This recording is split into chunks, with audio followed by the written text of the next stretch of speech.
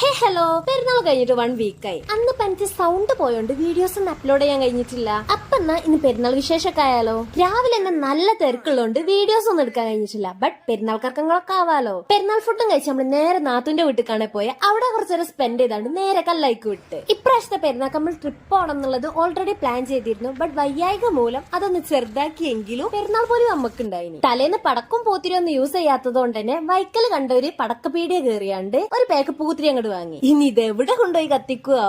നമ്മൾ മലപ്പുറക്കാരാണെങ്കിലും ഇതുവരെ കോട്ടക്കുന്ന് പോയില്ലേ. പോണ റൂട്ടിലും അതുപോലെ ഇച്ചിരി ടൈം കൂടുതൽ നമുക്ക് ഉള്ളതുകൊണ്ടും ജസ്റ്റ് ഒന്ന് ഔട്ടിങ് കയറി. എന്തായാലും ഇവിടെ വെച്ച് നമുക്ക് നമ്മളെ പൂത്തിരി അങ്ങോട്ട് കത്തിക്കാച്ചു.